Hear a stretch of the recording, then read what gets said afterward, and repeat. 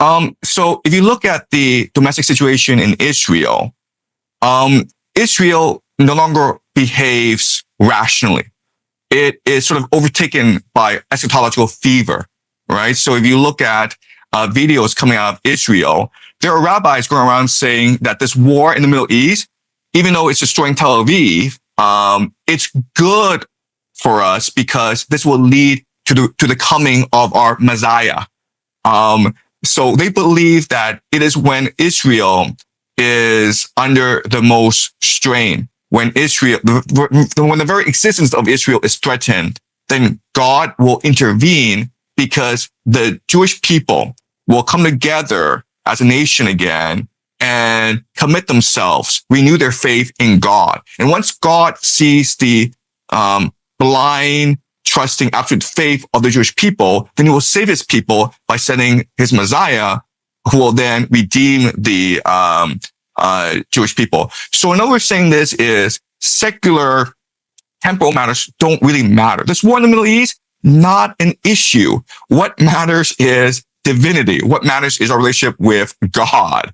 Yes. So what matters is faith. If nuclear bombs go flying, doesn't really matter.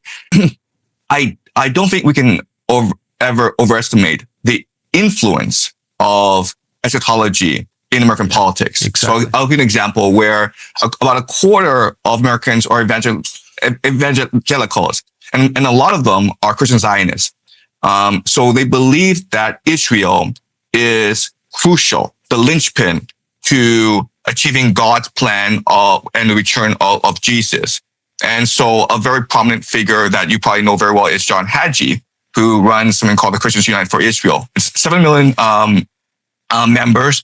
And these are the people who are financing a lot of the conflict in the Middle East, in Israel, because they're the ones who are funding West Bank settlements. And so Christian Zionism, it is an extremely powerful political force in America.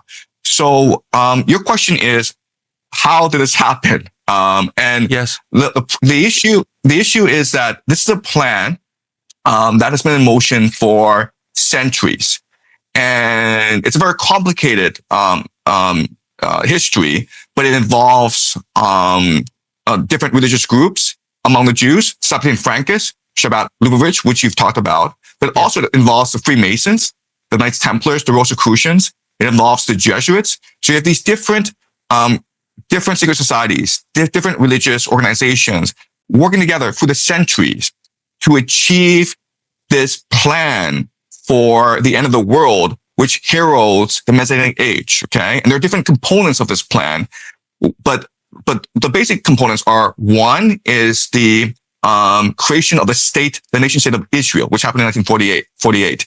And then you need to have the building of the third temple, which requires the destruction of the Al-Aqsa Mosque, which is actually, which could happen during this war, given what we've seen so far. So the Israelis have closed off the Al-Aqsa Mosque, as well as other religious sites like the Church of Holy Sepulchre, to tourists these past few days.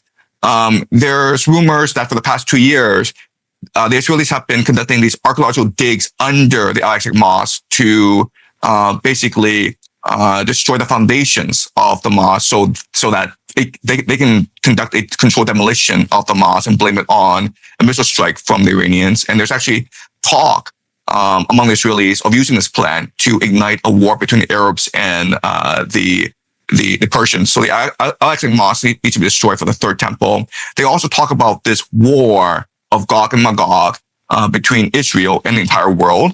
Then the coming of the Jewish Messiah, the creation of the Greater Israel Project, the return of all Jews from the diaspora.